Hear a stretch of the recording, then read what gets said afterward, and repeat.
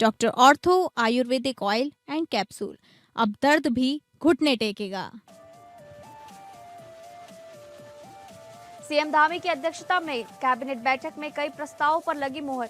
जुआ खेलने और जुआगर चलाने पर सख्त सजा का प्रावधान होगा लागू।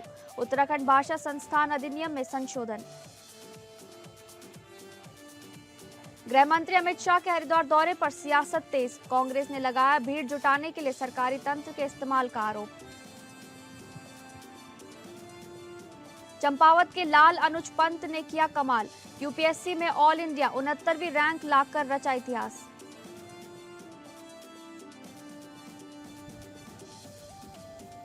नमस्कार, आप सभी का स्वागत है उत्तराखंड न्यूज में। मैं हूं आपके साथ शालिनी राणा। शुरुआत करेंगे उत्तराखंड से जुड़ी खबरों की। गृह मंत्री अमित शाह के हरिद्वार दौरे पर सियासत तेज है। कांग्रेस ने लगाया भीड़ जुटाने के लिए सरकारी तंत्र के इस्तेमाल का आरोप।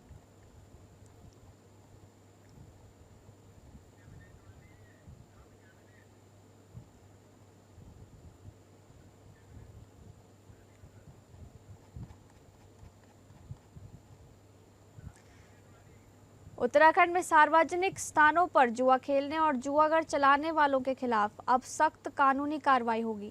उत्तराखंड सार्वजनिक धूर्त रोकथाम विधेयक में जुआ खेलने और खिलाने की गतिविधियों में संलिप्त दोषियों के लिए न्यूनतम 3 माह से लेकर अधिकतम 5 साल तक जेल और 5,000 से 10 लाख रुपए तक जुर्माने का प्रावधान है।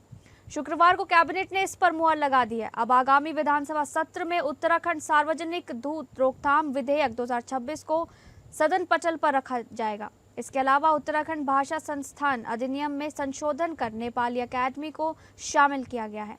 वर्तमान में राज्य में केंद्र सरकार का वर्ष 1867 का गैम्बलिंग एक्ट लागू है। इस एक्ट में सार्वजनिक स्थानों पर जुआ खेलने और जुआगर चलाने पर मामूली जुर्माने का प्रावधान है। वहीं सार्वजनिक रोकथाम कानून लागू होने के बाद राज्य में जुआ खेलने और सट्टेबाजी पर सख्त कार्रवाई का प्रावधान किया गया है। इसके अनुसार सड़क और गली में सार्वजनिक रूप से जुआ खेलने पर 3 महीने का साधारण कारावास या 5,000 रुपये जुर्माना या दोनों ही सजा हो सकती है। घर में बैठाकर जुआ खिलाने पर भी 2 साल की जेल या 10,000 रुपये जुर्माना, जुआगर चलाने पर 5 साल की जेल या 1 लाख रुपए जुर्माना या दोनों ही सजा एक साथ लागू होगी। सिंडिकेट की तरह सट्टेबाजी आदि जुए की गतिविधि चलाने पर न्यूनतम 3 से 5 साल तक जेल और 10 लाख रुपए तक जुर्माने का प्रावधान किया गया है।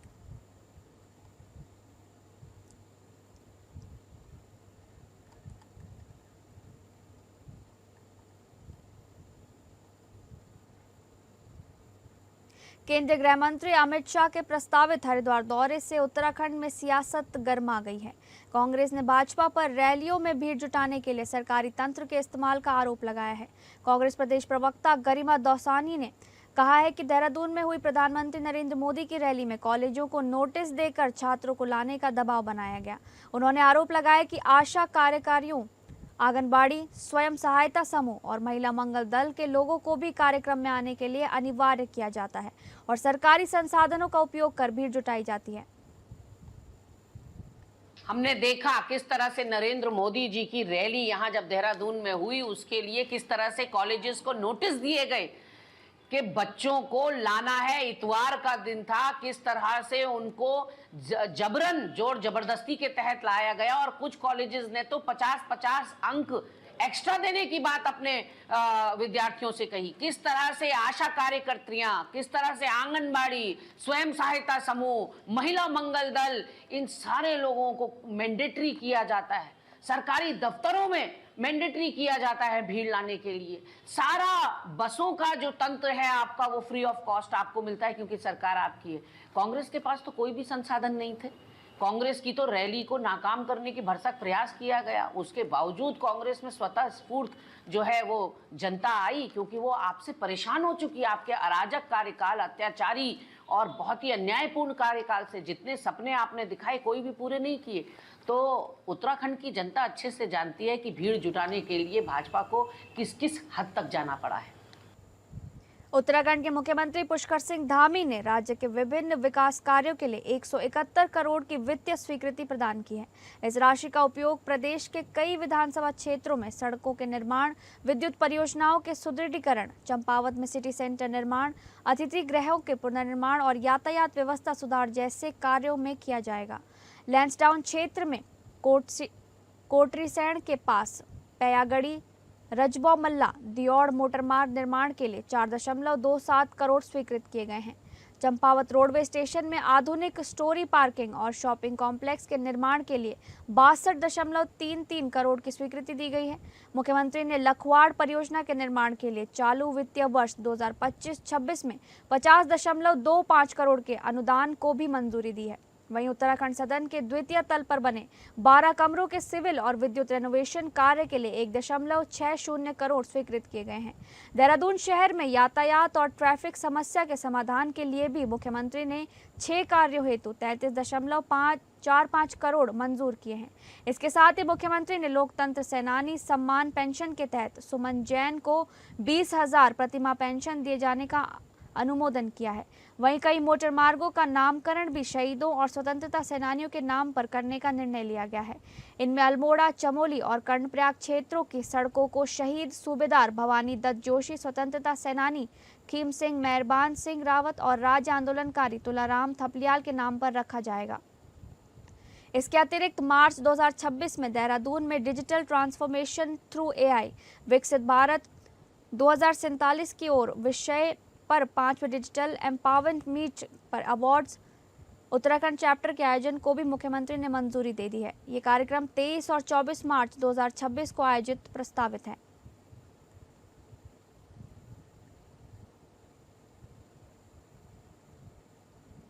उत्तराखंड सरकार ने सदन में आम बजट पेश होने से पहले आर्थिक सर्वेक्षण रिपोर्ट को लेकर पत्रकार वार्ता की। प्रमुख सचिव नियोजन और मीनाक्षी सुंदरम ने बताया कि वर्ष 2022 के मुकाबले राज्य ने लगभग हर सेक्टर में उल्लेखनीय प्रगति की है। उन्होंने कहा कि भारत सरकार की एजेंसी NCAR के साथ संयुक्त अभ्यास के तहत इस आर्थिक सर्वेक्षण रिपोर्ट को तैयार किया गया है। रिपोर्ट के मुताबिक वर्ष 2025 में राज्य की सकल राज्य घरेलू उत्पाद बढ़कर 3,81,880 करोड़ हो गई है, जो 2022 की तुलना में करीब 1.5 गुना वृद्धि दर्शाती है। वहीं प्रति व्यक्ति आय 194 लाख रुपए से बढ़कर 2 लाख रुपए तक पहुंच गई है। राज्य की आर्थिक वृद्धि दर पिछले साल 7.23% दर्ज की गई। इसके साथ ही गरीबी दर में भी कमी आई है। वर्ष 2022 में जहां गरीबी दर 9.7% थी, वहीं अब ये घटकर 6.92% रह गई है। सरकार के अनुसार ऊर्जा, बिजली और शिक्षा जैसे क्षेत्रों में बेहतर काम हुआ है, जबकि पर्यटन क्षेत्र को और मजबूत बनाने के लिए लगातार प्रयास किए जा रहे हैं।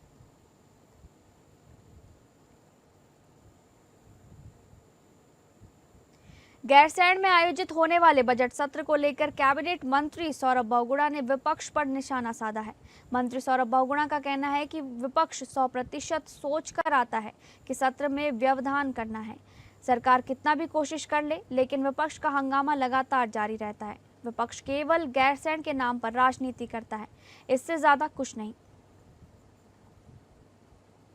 जब कांग्रेस की सरकार थी, उनके पास एक मौका था गैरसैंण को राजधानी घोषित ग्रीष्मकालीन राजधानी घोषित करने का, उन्होंने नहीं करी।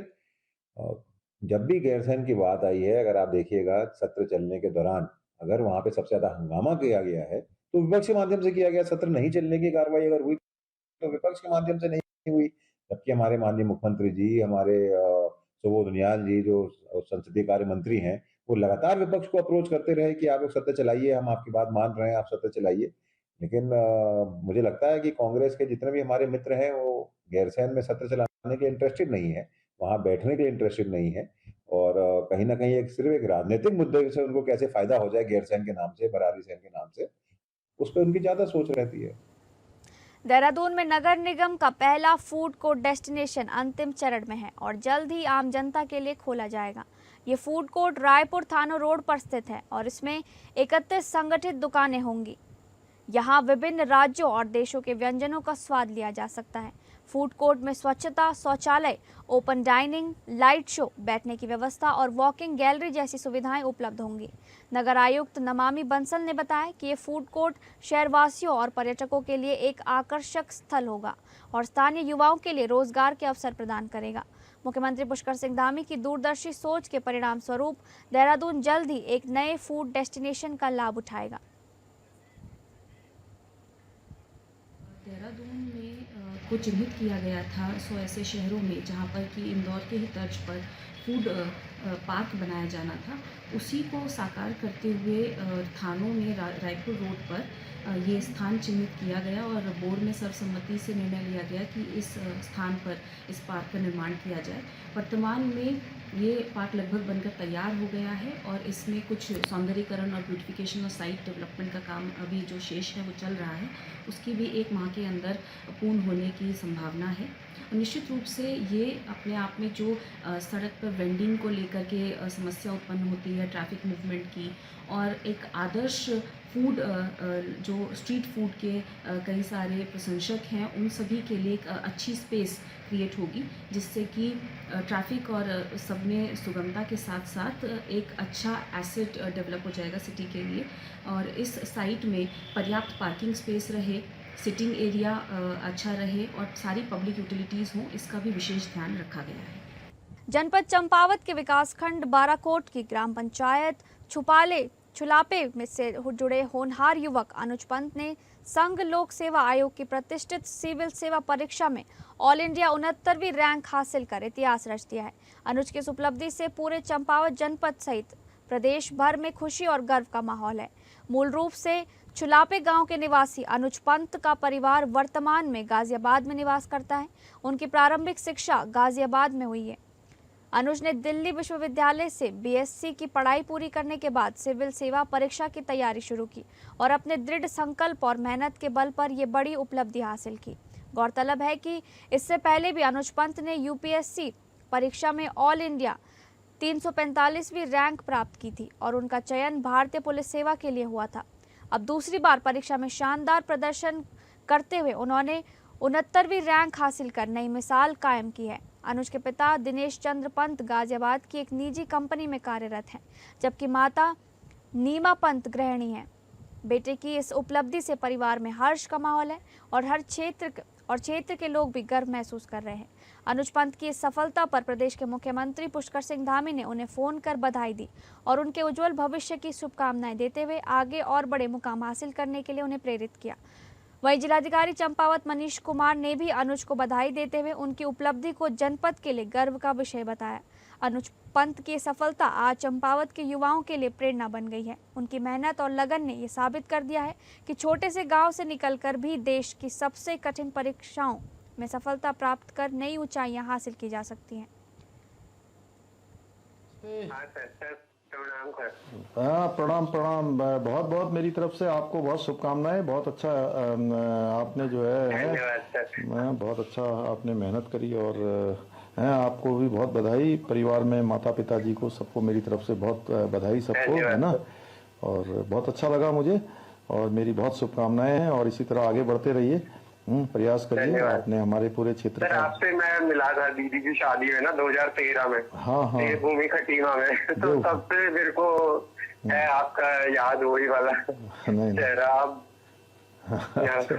चलो बहुत अच्छा यार, जो हो गया। चलो मिलते भी हैं किस दिन, ठीक है ना। ठीक है, चलो चलो सबको घर में मेरी तरफ से भी सबको भी बधाई देना, सबको शुभकामना करना। बहुत अच्छा है और खूब मेहनत करो, खूब आगे बढ़ो। अभी शुरुआत हुई है और आगे बढ़ना है, ठीक है। ठीक है। फिर नई टिहरी हिमालयन O2 थीम पर आयोजित 4 दिवसीय टिहरी लेक फेस्टिवल का शुक्रवार को रंगारंग आगाज हो गया। पुष्कर सिंह धामी ने कोटी कॉलोनी स्थित टिहरी झील तट पर महोत्सव का उद्घाटन करते हुए कहा कि टिहरी झील आज केवल पर्यटन स्थल ही नहीं बल्कि वैश्विक स्तर पर साहसिक खेलों का प्रमुख केंद्र बनती जा रही है। मुख्यमंत्री ने कहा कि बीते 1 वर्ष में टिहरी झील में राष्ट्रीय और अंतर्राष्ट्रीय स्तर की कई एडवेंचर स्पोर्ट्स प्रतियोगिताओं का सफल आयोजन किया गया है। उन्होंने नई टिहरी शहर को झील से जोड़ने के लिए कोटी कॉलोनी से नई टिहरी तक रोपवे निर्माण की घोषणा भी की। सीएम धामी ने जिले के लोगों को महोत्सव की शुभकामनाएं देते हुए कहा कि टिहरी झील आज वाटर और एडवेंचर स्पोर्ट्स का विश्वव्यापी गंतव्य बन चुका है, जहां 400 से अधिक खिलाड़ियों को पैराग्लाइडिंग समेत कई साहसिक खेलों का प्रशिक्षण दिया जा रहा है। उन्होंने कहा कि टिहरी में पर्यटन के साथ साथ आध्यात्मिक, सांस्कृतिक और बड़े आयोजनों की भी अपार संभावनाएं हैं।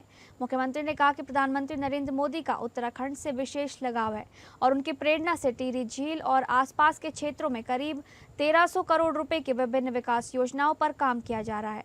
इस दौरान उन्होंने टिहरी झील रिंग रोड फेज 2 का शिलान्यास भी किया। उन्होंने कहा कि रिंग रोड बनने से पर्यटन गतिविधियों को और गति मिलेगी तथा स्थानीय युवाओं के लिए रोजगार और स्वरोजगार के नए अवसर पैदा होंगे। मुख्यमंत्री ने बताया कि वर्तमान में टिहरी झील में boating, jet ski, kayaking, canoeing, scuba diving, parasailing और क्रूज जैसी अनेक साहसिक गतिविधियां संचालित की जा रही हैं। साथ ही टिहरी के सुनार गांव को मॉडल विलेज, तिवाड़ गांव को होमस्टे और गांव के रूप में विकसित किया जा रहा है और पहाड़ी शैली में उत्कृष्ट आंगनबाड़ी केंद्रों का निर्माण भी किया जा रहा है। टिहरी में प्रस्तावित मेडिकल कॉलेज के संबंध में मुख्यमंत्री ने कहा कि इसकी प्रक्रिया तेजी से आगे बढ़ रही है और जल्द ही इसमें महत्वपूर्ण प्रगति देखने को मिलेगी। कार्यक्रम में मंत्री सुबोध उनियाल ने कहा कि टिहरी लेक फेस्टिवल आने वाले समय में न केवल टिहरी बल्कि पूरे प्रदेश की पहचान बनेगा। उन्होंने बताया कि महोत्सव के तहत जिले के सभी 6 विधानसभा क्षेत्रों में विभिन्न कार्यक्रम आयोजित किए जा रहे हैं, जिससे पूरे जिले को एक सूत्र में जोड़ने का प्रयास किया गया है। वहीं टिहरी विधायक किशोर उपाध्याय ने इस अवसर पर टिहरी विधानसभा क्षेत्र को ओबीसी में शामिल करने और मेडिकल कॉलेज का शीघ्र शिलान्यास करने की मांग भी मुख्यमंत्री के समक्ष रखी। 4 दिनों तक चलने वाले इस महोत्सव में साहसिक खेलों, सांस्कृतिक कार्यक्रमों, पर्यटन गतिविधियों और स्थानीय उत्पादों की प्रदर्शनी के माध्यम से टिहरी की प्राकृतिक सुंदरता और सांस्कृतिक विरासत को देश विदेश के पर्यटकों के सामने प्रस्तुत किया जाएगा। साहसिक खेलों में, वाटर स्पोर्ट्स गतिविधियों में बहुत सारे आयोजन यहाँ पर संपन्न हो चुके हैं और पूरे देश और दुनिया के मानचित्र में ये स्थान हमारा वाटर स्पोर्ट्स की गतिविधियों के लिए और साहसिक खेलों के लिए लोगों का एक प्रमुख केंद्र के रूप में इसको पहचान मिले, इसीलिए ये जो महोत्सव है, टिहरी लेक महोत्सव भी आयोजित किया गया है। अन्य गतिविधियाँ भी यहाँ आयोजित की जा रही हैं। निश्चित रूप से इससे हमारे इस क्षेत्र के लोगों को उनकी रोजगार के भी अनेक अवसर यहाँ पर सर्जित होंगे, आजीविका भी बढ़ेगी, आर्थिक गतिविधियों को भी बल मिलेगा। मुख्यमंत्री जी द्वारा इसका शुभारंभ कर दिया गया है और जैसा कि हम लोग सब विदित हैं, टिहरी लेक फेस्टिवल इस बार बहुत ही ग्रैंड है। 4 साल के अंतराल के बाद हो रहा है। हर विधानसभा में कार्यक्रम है। आज मेन यहाँ पे कोटी कॉलोनी में आज स्टार्ट हो गया है। यहाँ पे आप देखेंगे मास्टर शेफ टिहरी प्रतियोगिता, फोटोग्राफी, म्यूजियम, जो हमारी पुरानी टिहरी के जो अच्छे सामान है, जो हेरिटेज हमारे म्यूजियम है, सारे स्टॉल्स यहाँ, बहुत ही adventure sports, hot air balloon सब कुछ है। कोटी में आज पांडवा का भी शाम प्रोग्राम है। कल हमारे ट्रैक्स हैं, गंगा आरती है और काइट फेस्टिवल है। 9 तारीख को समापन है और इंटरनेशनल वुमेन्स डे पे ऑनरेबल गवर्नर भी यहाँ पे आएंगे और हमारे जो विनर्स हैं फैशन शो के, मिस्टर मिसेस टिहरी के, मास्टर शेफ के, वो उनको प्राइजेस देंगे। फिलहाल उत्तराखंड न्यूज में बस इतना ही। नमस्कार।